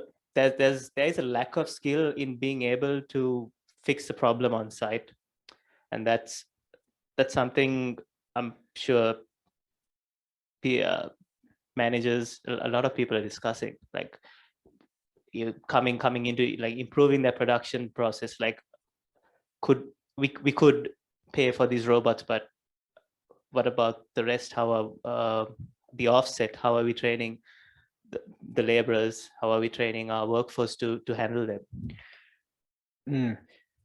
What do you think about like the whole blue collar versus white collar? And I don't like to frame it like that, because I think that's a stupid way of framing it. I think like, you know, my job is white collar during the weekday, but on the weekend I'm all blue collar. Like, I love getting on the tools and doing practical things. But I think even it's not very common that I have seen anyway. You have people in workforces that will just do whatever. Like, if they have to be buried into a spreadsheet or a database or some analytical thing or some financial presentation, and then they're on the site, you know, all in appropriate attire on the tools, Yeah, they're quite different, and you often don't need to do two in the same day. But I still think, like, I went to university and I did a Bachelor of Business, and you know, the only tools we had were some of the people in our class. Like, that we're not, tools are like Excel spreadsheets and things, not a machine or a hand tool. But I think, and maybe this is also that, oh, well, yeah, at least you know, you might as well go to TAFE, at least it's better than nothing. That is not a helpful way of looking at skills. Like, at the end of the day, you're narrowing your ability to get competent in certain areas if you take the, oh, I'm white collar or I'm blue. And I personally think that's just not a smart way to look at it. But in your sector, where, and you know, you've worked for many different automotive companies around the world, what have you seen? Like, is there a more mature way of happening of that being approached outside of Australia? Like, so less of a blue and white collar, more of a gray collar shirt situation is what we're seeing. Is that the middle ground, the gray collar? I mean, but you got a grey hoodie. That's a pretty good start. Gray shirt, I think. It's blue. It's blue. It's got a bit of, it's green. Yeah. So what have you seen in that regard? In the point, I think whether we like it or not, the skill force has to develop the skills. You have to be able to go on site, and whether you're proficient with tools or not, it depends on the job description. But the description itself is becoming more broad. Sometimes you do need to work hands-on. You do need to repair things on site, and having that knowledge is important. Though I find it's less about knowing and more about being resourceful, like finding the information now. That's coming to the forefront. That's what employers are looking at. Are you able to understand something? It's not that you know it already, but if we bring you on board, can you understand, given your background? Like, will you give it put in a decent effort to try and break beyond the current limits of what you know, even if it's unfamiliar, and if it puts you in an environment we haven't been before? And what do you say? Like, what kind of attitude will you present in that situation? Sure, more of an attitude that in your working career, you are constantly learning. You are learning something new. Whether in your field or outside, you're trying to improve. And I think the way I see things are changing fast.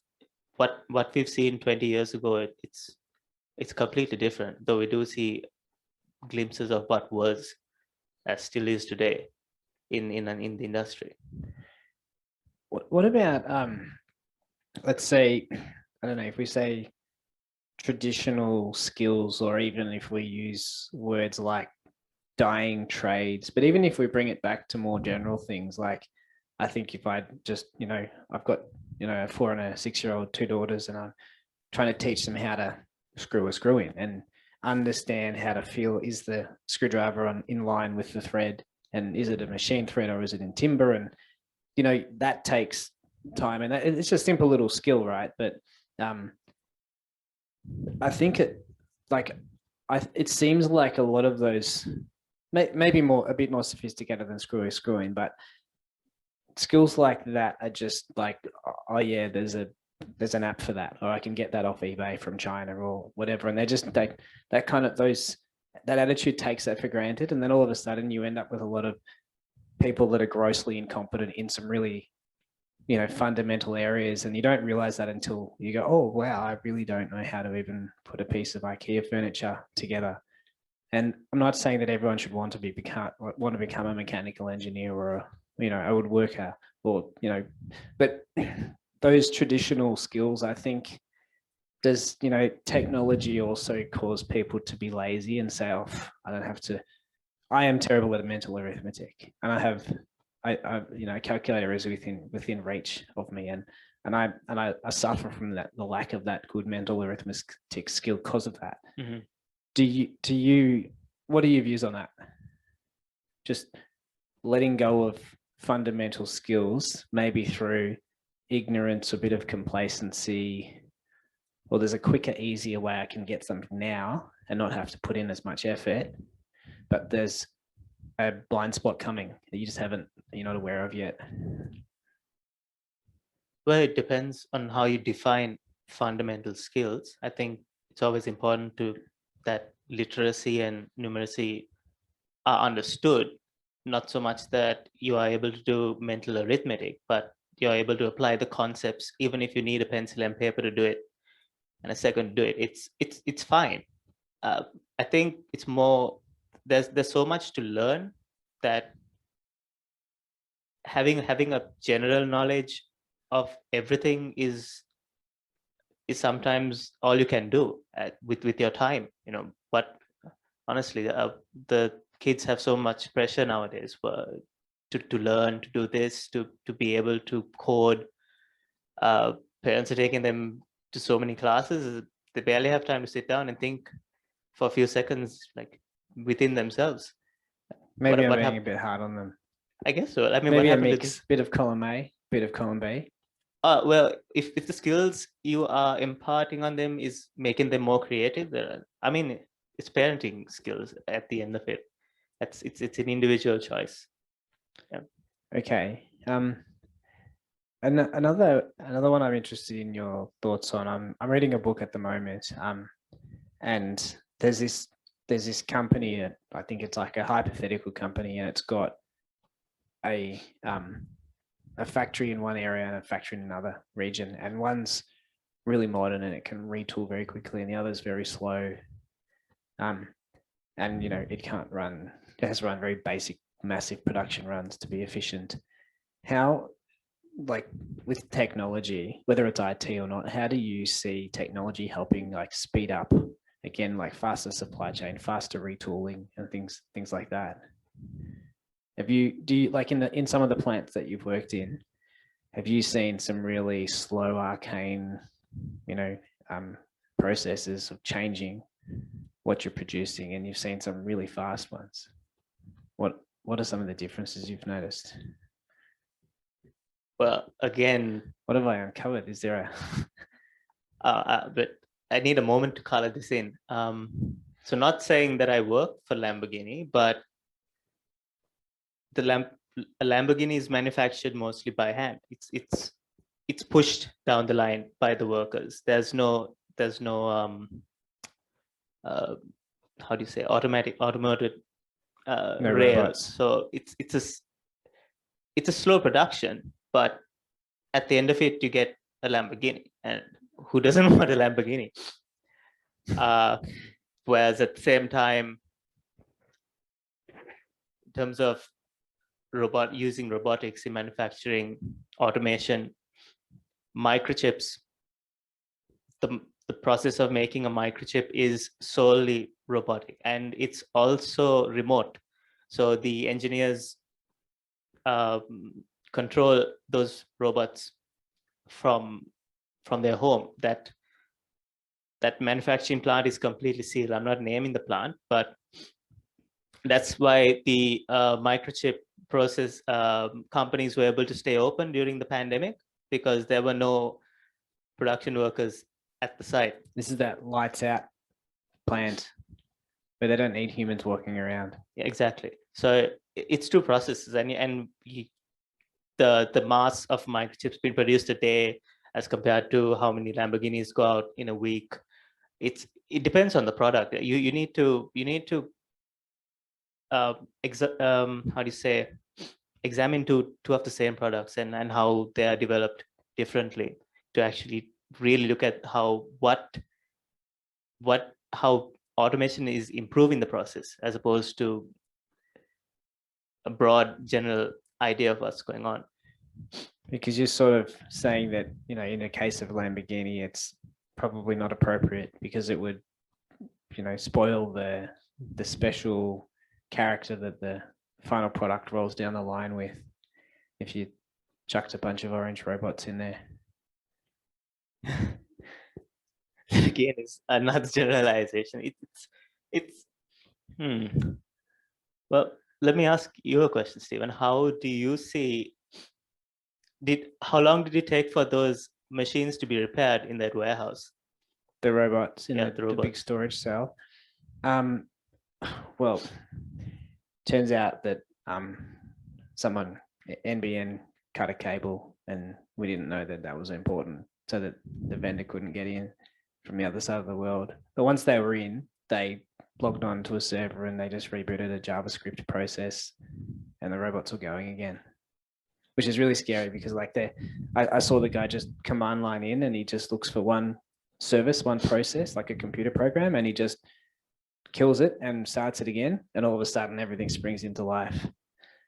And again, that's like, wow, I'm not used to my domain being so badly impactful for this enormous machine.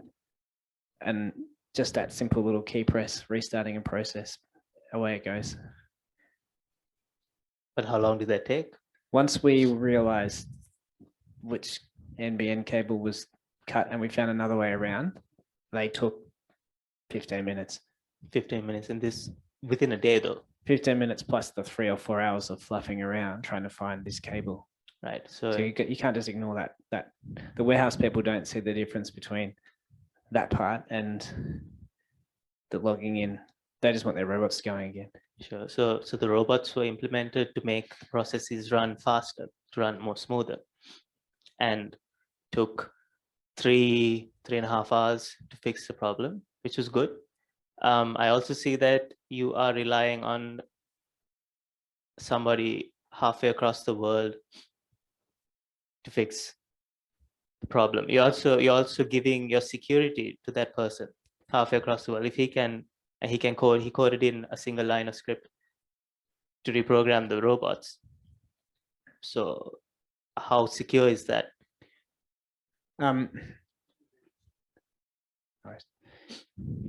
I think security that would make it a very complicated conversation. But it's important. It is an important conversation, so I'm certainly not dismissing it. I think one thing though that whole thing highlighted for me was like the operational vulnerability, and the fact, like every time I hear stories of, you know, young Australian professionals going overseas because there's no opportunity here, and yet there's this story where these robots weren't running and they were here in Melbourne. It's a worry because you've got this sort of brain drain, you know, people going abroad for opportunity because there's a understanding that it's not here, but then they go abroad and they sit in an operations center on the other side of the world and then log back into a customer in Melbourne and fixing those robots that they couldn't work on in a career in Melbourne.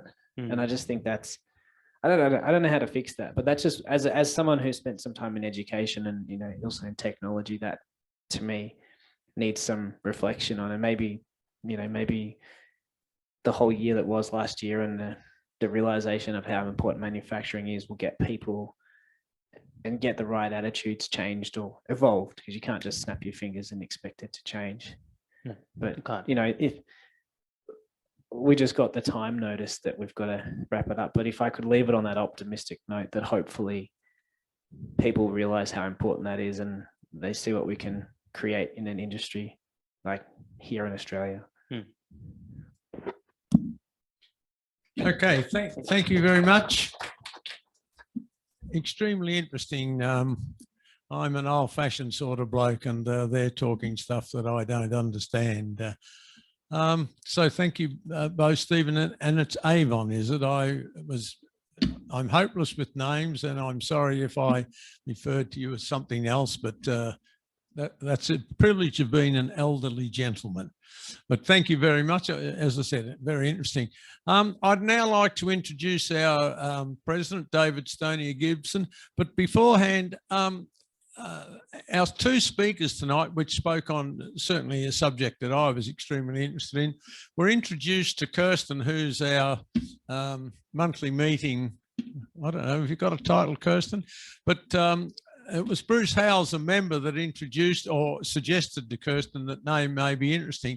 So if any of you have got some friends, work with someone that would be what you think may be interest to the members that could come along and make a presentation, just let Kirsten know, and she can sort it out. And I'm sure some of us know someone that's got some knowledge that we'd all like to hear about. So, David.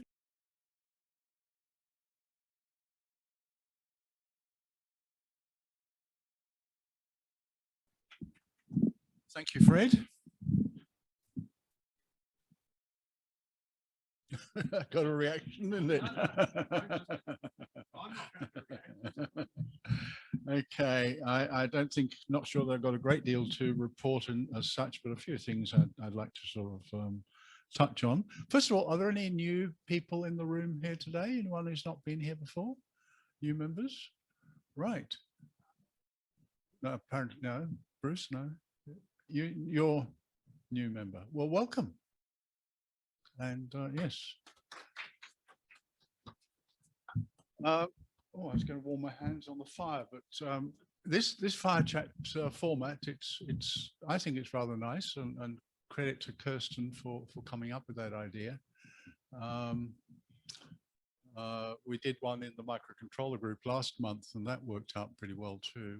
It was a smaller group, so we didn't have use microphones, but it's a nice way of getting conversation going. And I'd like to just refer back to that, a couple of things you were saying in that conversation, actually, guys. One thing about that, using the microphone, I think has a tendency to exclude the audience a little bit. So we might try and think about, you know, when we were doing it last month with microcontrollers, we didn't use microphones. And so people in the audience, because it was small, a bit more compact, were able to just interject. There was one guy who was interjecting far too much, but that's another matter. But it became quite interactive. It became almost a room discussion. So we might think about that a little more too. So I had a couple of thoughts about that. And coincidentally, I visited my old company that I sold out of 5 years ago when I retired, which is a small electronics company in Seaford. And my erstwhile partner just dropped a line. It was part of another wider conversation about how manufacturing is actually coming back to Australia now since COVID. And so they're getting a lot more local action happening. They're still exporting, and interestingly, gratifyingly for me, still exporting to some of the major customers that were established 10, 15 years ago, which is great.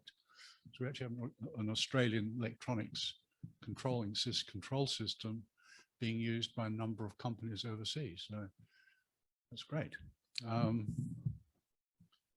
Yeah, so maybe there's a bit of a light on the horizon in terms of manufacturing in Australia.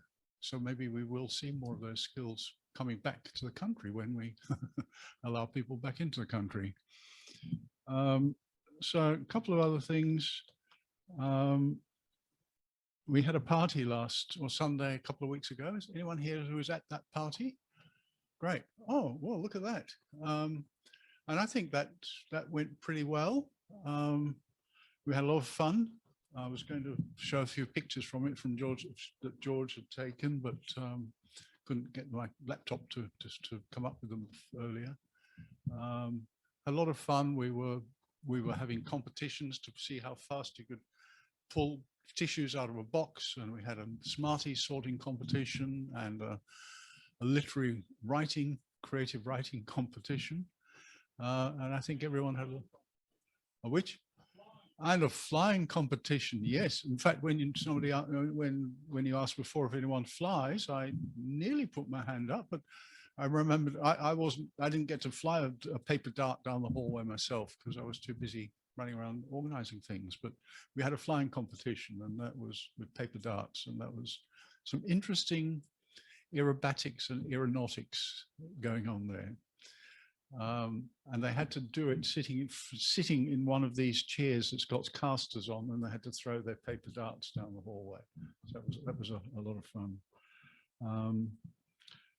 And that's about all I've got to say. The other thing is that next Wednesday, because I also organize the microcontroller group from time to time, same time next Wednesday, we've got a couple of really interesting bleeding edge academics in the electronics field coming along to do a talk about research into modern materials. They're researching the materials that will be used in the electronics in sometimes the distant future. So electronics after silicon chips, after germanium, after whatever they're using now. So that'll be really interesting. So, a couple of statistics. I think we've got about 25 people in the room here, and there's about 55 people at home Zoom for anyone who's interested. So we still sort of, I think the Zoom thing is going to continue for quite a while. And thank you to these guys in the bio box. It's working really well this time. There was a few finger troubles last time. I think the system has been modified. Has it, Sean? Been some changes to the architecture since last time, so it's working pretty well now. So that's it, really. Thank you.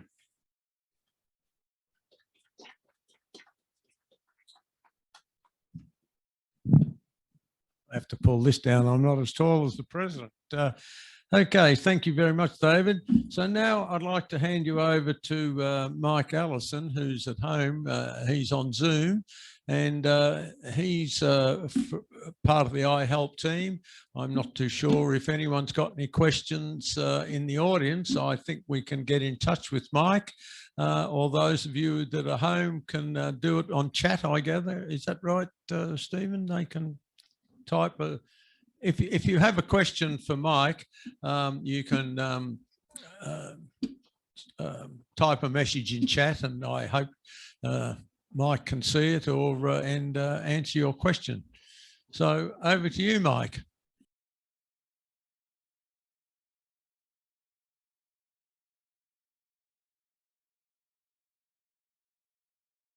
There we are. Now I can speak.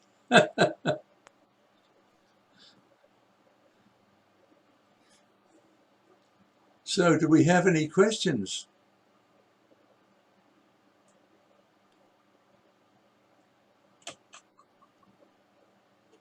Well, if there are no questions, I'd like to make some points about backing up your data. Now, I have discussed this before, but I think it needs reinforcing. Many people have got valuable information on their computers, but it's not properly backed up. And I'd recommend that you look hard at a multi-level backup system. For example, a number of people use imaging systems, and imaging systems are very good so that if your hard disk crashes, you can completely restore your system. The only trouble is that these systems tend to take a very long time to do a backup. I use RoboCopy, which is a Microsoft product that's available on Windows 10. Everybody who's got Windows 10 will have RoboCopy. It's a little bit esoteric in the sense that you have to write some very simple code, but there's lots of stuff you can copy to make it work. And essentially, it copies from an origin to a destination. So you specify the origin and the destination being, of course, your backup drive. And when you first set it up, it takes a while because it's got to put everything from one to another. But on subsequent runs, it only backs up the stuff that's changed. And this is the beauty of RoboCopy. If you've only changed a few files, it only takes a brief amount of time to do the backup. So I run that every night. Every night I back up all of my system onto a data disk. Once a week, I'll back up to a second data disk, and that second data disk I disconnect from the computer in case you get a ransomware attack. Because in the event of a ransomware attack, everything connected to your machine is in strife. That's why you need to have one of your backups disconnected from the computer. Once a month, I swap my backup drive with one that's stored off-site. A family member keeps my backup disk at his home, So if my house burns down and my computer's wrecked and I have to go down the store and buy another one, and that's all you have to do these days, I can restore my data from that backup drive that's stored off-site. I find that that regime gives me a lot of confidence. I think it's very unlikely that I'd lose all my key data. Now I know that that can be a bit challenging to do all those things. It requires a bit of discipline, but like everything else, if you develop a habit, you do it every night, do it every week, every month according to your schedule, and you are protected from losing your precious data, your family photos that can't possibly be replaced, photos of the grandkids that you took 15 years ago, and now they're becoming young adults, and you lose those photos, that's it, can't be restored. I hope that makes sense to people. Have any questions developed since that boring little piece? Okay, well, I'll give you another boring little piece. And this time it concerns a problem I had with Outlook. I rely on, there's a question here, I'll just pick this up.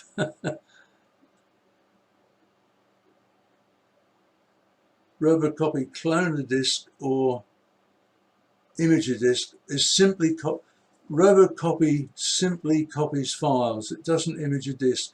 It's really only suitable for data backup, and you need to use something like Macrium Reflect to do an image copy of your disk, which includes your apps as well as your data. So Robocopy's the shortcut thing that doesn't take very long.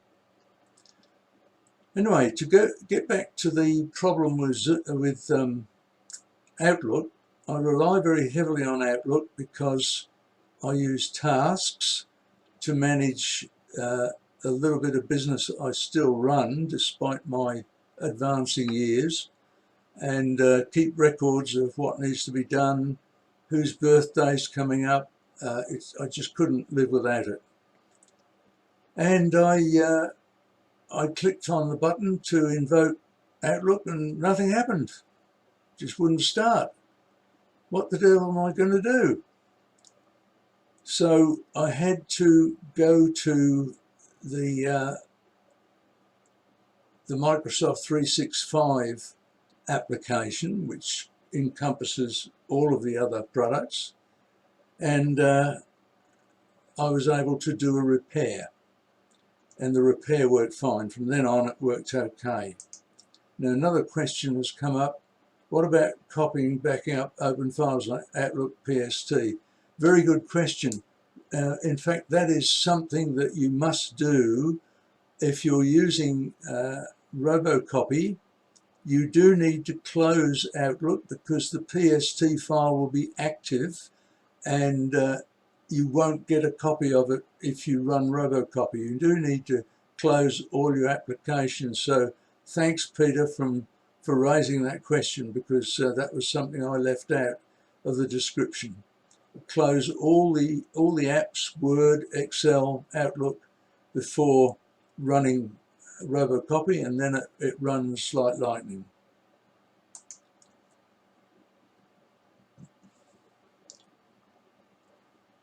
Any other questions?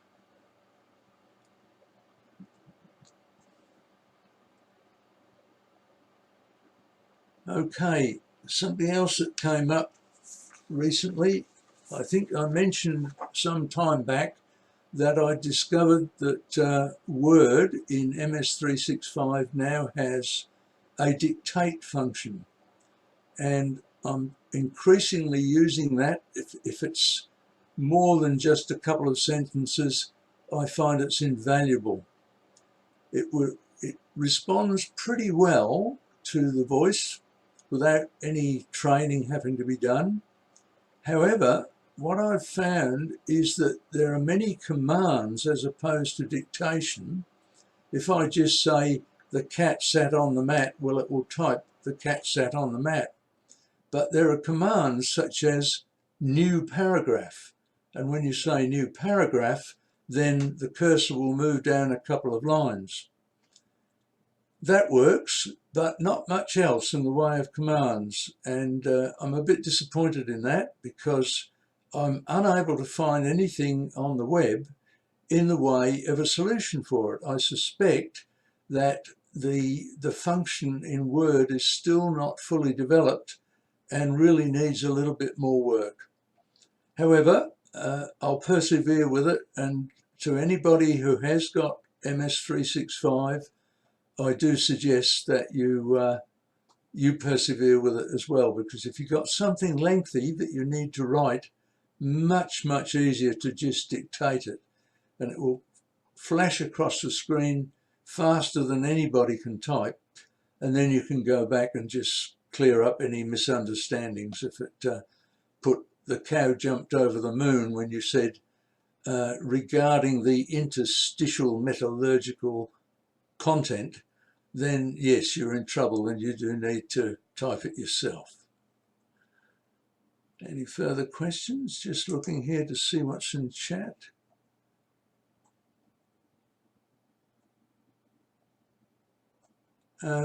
Navigation not being available in Word 365 dictation. I don't quite understand what navigation applies to, but the commands certainly are not working as expected. Perhaps, Peter, by navigation you're referring to the ability to select text. For example, with Dragon Dictate, Dragon Naturally Speaking, you can say select the cat sat on the mat, and it will select that phrase, and then you can bold it or italicize it or whatever it is you want to do. I find that that doesn't work. You should be able to select a word or a sentence, but that command is not working at the moment, which is a bit of a disappointment. If I was the owner of Dragon Dictate, I'd certainly be furious that Microsoft is usurping my product, and there must be 150 lawyers employed by Microsoft to make sure that they're not violating any of Dragon Dictate's copyright, I would say. No further questions. I've got a couple more things I'd like to mention. Yeah, I ran into a situation recently with another club that I'm a member of. It's a Probus club, and we need to buy a laptop because there is no laptop at the new venue that we're using for our meetings. And luckily we've got a grant from the local council to buy that laptop, but it's the grant's only for fixed things. You can buy a unit, a device, but you can't buy a subscription to software. And of course, most speakers want to use PowerPoint. What the devil am I going to do? It's $99 a year if you get the personal version of MS365, so that's no good. So I had a look at LibreOffice, and I was very surprised at how good LibreOffice is. Their equivalent of PowerPoint, which is called Impress, is pretty darn good. I found that it would open a PowerPoint file and show it. Yeah, and that's a good point. Clive Maynard is saying it also works on Macs. So I think LibreOffice has got a lot of appeal. So that's what I'm going to do. As soon as we get the money for this, I'm going to buy the laptop, download LibreOffice, and set it up for our next meeting, which is by a speaker who I know from a previous life, and I want to make sure that that goes well. So LibreOffice definitely worth a look, particularly if you're fed up with paying sums of money. The only thing is, it's got the equivalent of Excel, which is called Calc, I think, and it's got the equivalent of Word, but there is no equivalent of Outlook. And for me, that's a serious problem. I can't do with Outlook at this stage. Maybe LibreOffice will come up with an Outlook equivalent. Now, message. Host won't allow me to unmute. That's exactly the message I got, Peter. And for several minutes, I was unable to speak. Thunderbird has tasks. That's a good point, Stuart. Thunderbird has tasks. So I've never used that. I should have a look at it and see if I can get out from under that $99 yearly cost. Now, another problem that popped up a couple of weeks ago, I was doing a small job for a client and had to prepare a document with a table of contents. He prepared the document up to a certain point, and then I took over and I found the contents just didn't work. I'd created a heading. In the table of contents, you usually create it by giving certain text, certain headings, a style called heading 1, heading 2, and that will automatically indent it when you create a table of contents. This didn't work. Oh, I'm in trouble. This guy needs it urgently. What am I going to do? So what I found was a repair didn't work either. So I'm in real trouble now. What am I going to do? What am I going to do? Help me. So what I had to do was to copy the entire contents to a new docx file and then save it as a doc file, because he uses a doc file, and that fixed it. Now, that was just a lucky break.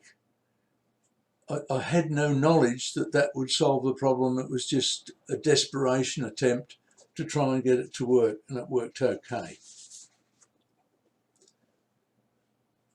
Now, just have a look at the chat here and see what other questions may have come. No new ones at this stage. Yeah. Oh, okay. LibreOffice is better than pretty darn good. It's be good, very good. Yeah, it is. And in fact, the equivalent of Excel absolutely blew me away, because I've developed some industrial grade Excel spreadsheets with VBA code behind it, and I won't be able to do that. But when I looked at the macros in the Calc app, I was stunned to find that you got a choice of several languages, including Python, which is one of the latest languages that's used for artificial intelligence. Absolutely staggering. The guys who developed LibreOffice deserve a medal. No new questions? I threatened to tell you a story about my time in the Air Training Corps in the UK. So I'm going to tell it because it's germane to the earlier talk that we had. Now, this was back in the 1950s. I'm giving away how old I am now, but I was in my teens and was coming up to eligibility for call-up, because they still had compulsory military service following World War II. And didn't want to go in the army because you'd be doing jankers all day, and it wouldn't be very pleasant. And of course, the Air Force was still got a lot of glamour. So I joined the Air Training Corps, and you got training in how to use weapons, etc. And once a year, you'd go to an RAF base for a couple of weeks, and you got to fly in airplanes, real flying. Two things happened in this particular event. First of all, there was a trip in I think it was a Varsity 2-engine plane, and we were all invited to fly the plane for a short period of time. When my turn came, we flew into some clouds, and I was told to use the instruments. And when we came out of the cloud, we were in a 45-degree dive. So that was a bit embarrassing. But the thing that really scared me to death was when we went up in an Avro Anson, which is one of the safest planes ever, and were given strict instructions about how to use the parachute. Whatever you do, don't pick up the parachute by the silver handle, because that will activate the parachute, and there's a 7 shillings and 6pence fine for doing that. And remember, when you jump, count to 3 before you pull the silver handle. It all washed over my head. So we go do a few little manoeuvres in the Anson, and all of a sudden a klaxon went off, and my heart was beating at 200 beats a minute, and I was just sitting there paralysed. I can't jump, I can't jump, I can't do it, I can't do it, what's going to happen to me? And then the pilot casually said, oh, that was just telling us that the engine revs are beyond a certain level, and we won't stall, but even if we did, we can recover very, very quickly. So I was a pool of jelly when we got off that plane. Okay, unmute. Well, any other further questions? There we go. There's something on chat. I'll just have a quick look at that. Oh yeah, unmute the Zoom attendees after Peter B closes the meeting. Well, since there are no more questions, I think that's probably the end of my session. Another ATC story. Clive has got an ATC story. Perhaps we'd better hear that. I'll leave it up to Peter to unmute.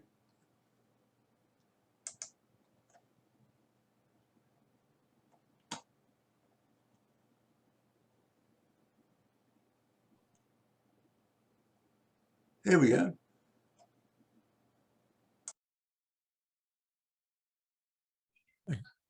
Yeah, okay. I'm being told to wind up anyway. So it's 9:30. Thank you very much, Mike. You may not have had many questions, but I think you've raised some interesting stuff, and maybe Kirsten, you could get Mike to come and give us a talk on LibreOffice one day, and he can show us all his thing. Thank you all very much. For those of you that are interested, the Waffle Sig is on. I'm not sure whether our speakers are going to wine and dine at so if you wish to talk a bit further with them, thanks. I won't thank everyone by name, but because there is too many. There's some of the people you've seen speaking at the microphone. We've got the tech people at the back. I think, as David Stonia Gibson said, it's getting better. I'm pleased that it is, and I'm pleased that you're all accepting that we're all learning this hybrid meeting, and we'll go from strength to strength. Thanks all for attending. We'll see you all next month, the first Wednesday in June. Not too sure what the date is, but it's certainly the first Wednesday of the month. So good night. I think the Zoom will be left open if you wish to talk amongst yourselves, but the meeting is formally closed, and so good night.